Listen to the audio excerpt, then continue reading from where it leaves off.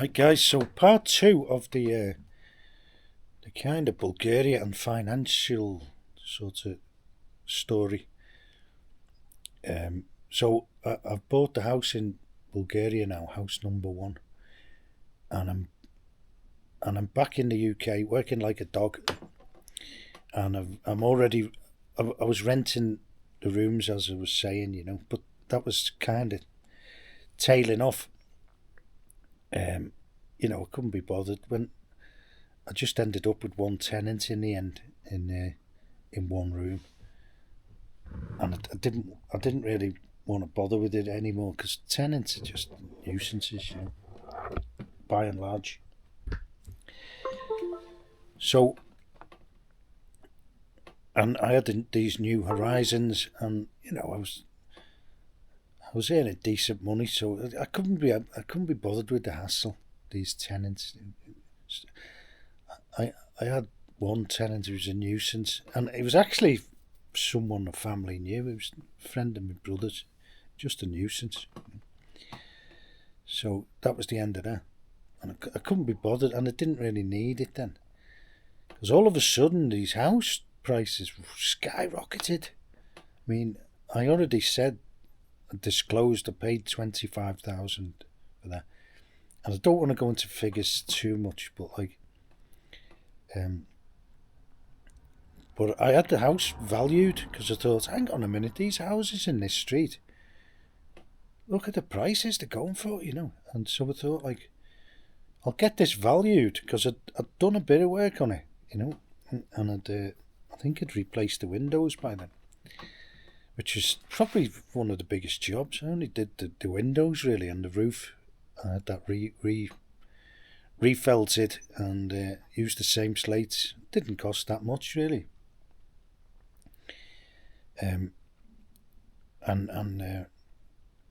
So that's where it was in around 2005, 2006, and I thought I might as well sell the bottom half now. So that's what I did. So I had to tell the good tenant in fact, I said it was 10 years. It wasn't. He was there for about 5 years, 6 years. So I think I sold the bottom half of the house. I had to split it and make it into leasehold, which was quite easy really, and it turned out it was the two deeds were still separated. So it was separated by deeds, and so it turned out to be quite easy really. So that's what it did, and I think I sold the bottom half of the house. I think it was about 85,000 just for the bottom half. I'd only paid 25 for the whole house. So that was good. So that cleared the mortgage, and then I had to get the upper floor, where I ended up with, and the loft.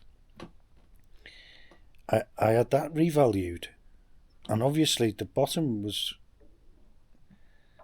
85. So the top, I think they valued it the same, more or less. I think it was 90. I thought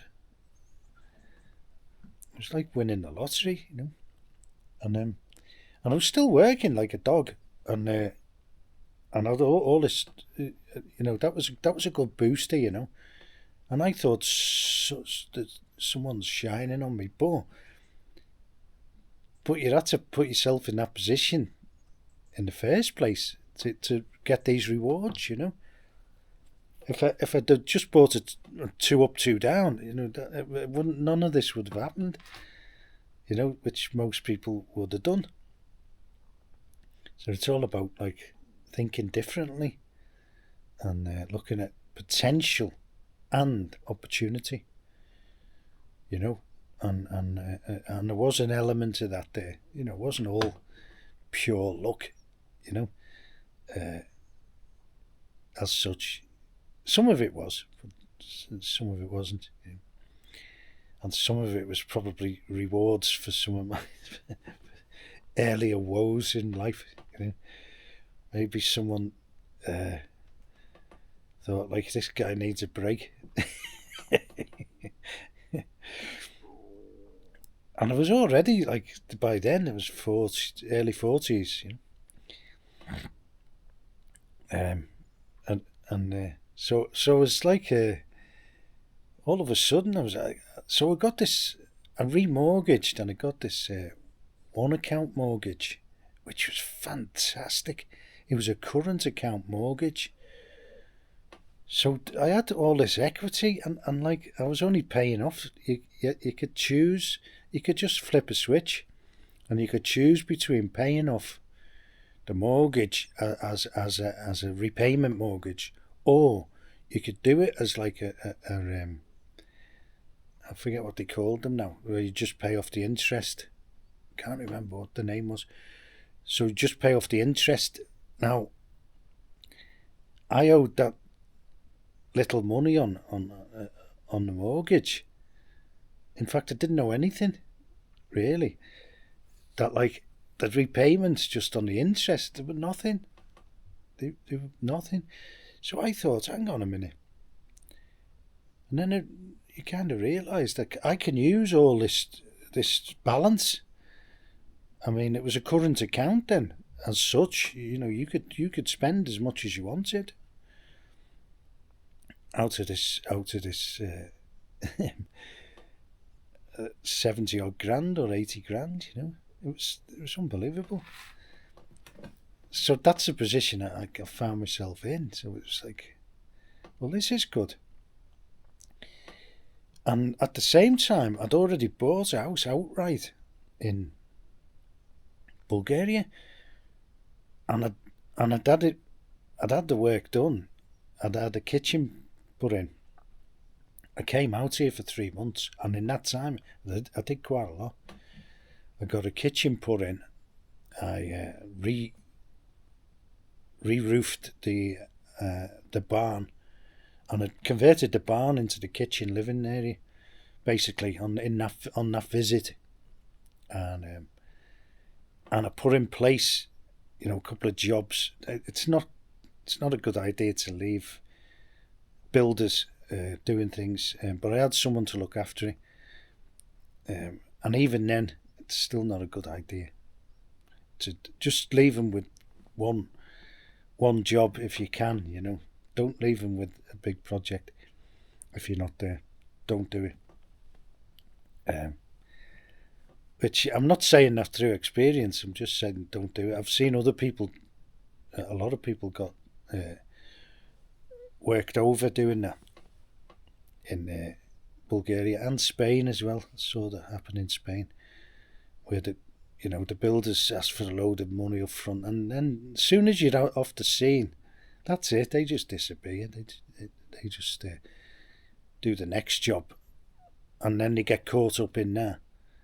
You probably have the intention to do your job, but they'll just go on to the next green field. Probably use your house as a tool shed. So that's another point. Never leave builders and especially with a load of money. And but they usually won't do the work if you're not there without money up front. So just don't do it. It's just not worth it unless you know someone who's like very, very, very reliable, and you know them, you work with them before. That's a project manager type person. So don't do it. So anyway, I got this house, and I thought, like, well, what's the plan now? And I thought, I could let this out. I can do it as a holiday let, and just see how it goes. So I found this woman who's a friend to this day. Her sons did a bit of work on the house, and she just emerged as my landlady. I used to call her a landlady, for want of a better word, house manager, whatever you want to call it, manageress. And she was good. She was very good. It turned out. Well, I didn't know at the time. Like, I just thought, like, well, she seems like she can do it, and she doesn't speak one single word of English, even to this day. And we've worked together all them years, so it can be done. We speak Spanish between each other, and I'm a little bit of Bulgarian now. Now I've learned to be, but so that was house number one. So we ended up with this one account, and I thought, like, I was kind of getting confident then in Bulgaria, and I started letting this house out quite early. Actually, it was like I think that was 2005. So I was doing all these things in the UK and over there, busy all the time. No time for watching soap operas. There was no Coronation Street in my house, you know. That's why I was burnt out. So I used to spend the evenings like planning, looking on the internet at this, that. I still do now. I like researching things rather than watching TV. TV's garbage, and people waste their lives watching TV and fishing. The only time I'd fish is like if I was going to eat the fish. I never understood fishing where you throw the fish back. You waste all that time and all the equipment. I never understood it, apart from getting out of the house. I understood that bit. But anyway, so I keep rambling about different things. So I had all this equity then, and I was getting confident, you know, and I thought, like, I better buy some more stuff in Bulgaria before they get into the EU. And that's what it did. In 2005, I started letting the other house, and then I bought this place, what I'm sat in now. And I always wanted one of these old houses. I was like enthralled by them, these very old houses.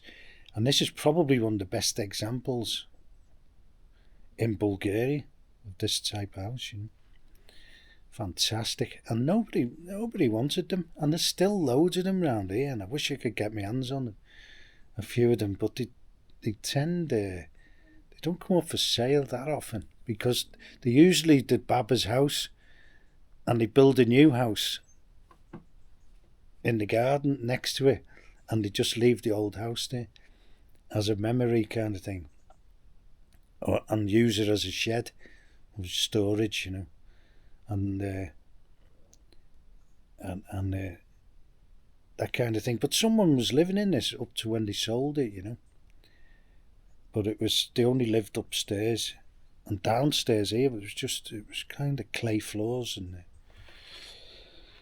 it was all little rooms, and I've opened it up now all into one open plan, as you can see. But so I bought this one.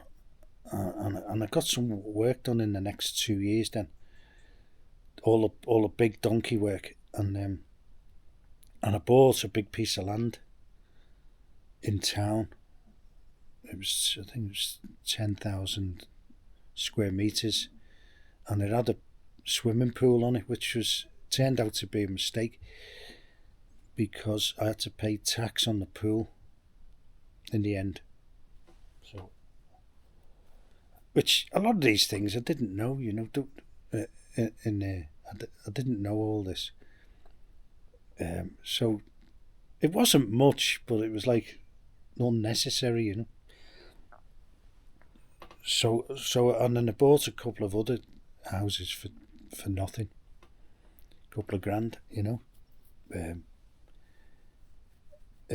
which I never did anything with. I ended up with about 6 houses, you know, But all this equity I had, and I never used hardly any of it because a lot of it was savings, for these houses, and all the renovation work I paid for with savings that I saved up each year. I had a target every year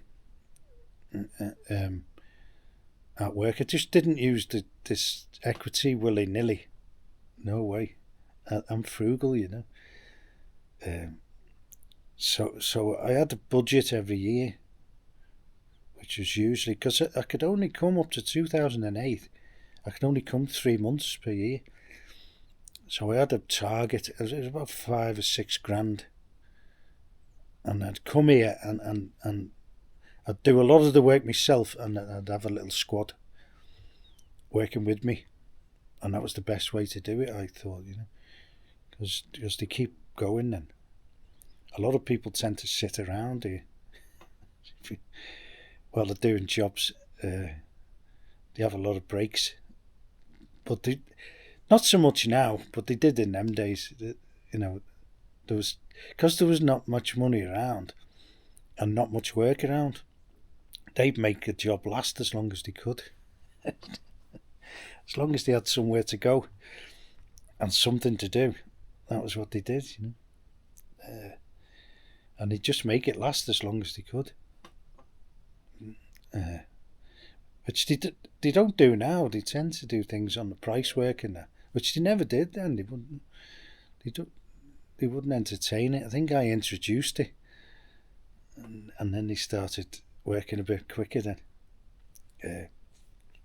So I ended up with all this property and I didn't have really a plan, except for I thought the potential was there. So was it a risk? It probably became a risk then. But I always thought, well, because I got the top half of the house, really, for free in the UK, and all the equity in it was free as long as I sold it at the end, well, before it was, before the mortgage was due, and as long as that happened, everything was free in Bulgaria, and and it was. So I sold up. I thought, 2016. I thought the property market in the UK is not what it was, and it's not going to be, and the potential's not there, and it's starting to go downhill, and it's been going downhill since then till the mess we've got now.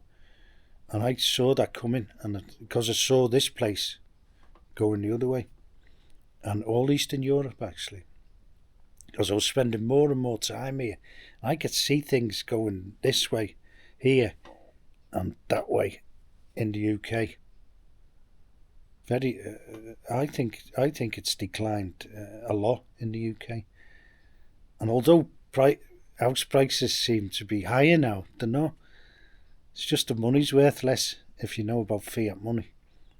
That's all it is. It's the money's been devalued, because you can see the prices of all the other things. If it was house prices going up, other things wouldn't go up. But when everything goes up, that's the money being devalued. And that's what's happened in the USA and the UK, the fiat money printing. That's what it is. Inflation and all that. And house prices, they're false, because it's not. The price hasn't gone up, because try and get off the ladder and or get on the ladder, and if you can't get on the ladder, that means there's a disparity. It's not a real economy. If you can't get on that and buy a house, that means the house isn't really. It's a false price, because it should relate to the local. The national sort of wage economy. If you can't start affording housing and stuff like that, that means the money has been devalued, it doesn't mean the price of the house has gone up. And the same with everything else, food, cars. If you can't afford it, and your money hasn't gone up with the house, that's what it is. It means the inflation's been caused by money printing and the banks, and not Russia. It's not Russia, that's for sure. And it's not all the other things that they say it is, like climate and all the rest of it, the nonsense what they come out with. So that's part two. So I'll probably have to do part three now, because this is 20 minutes now. I'll do part three to where we are today and my future thoughts and plans. Cheers.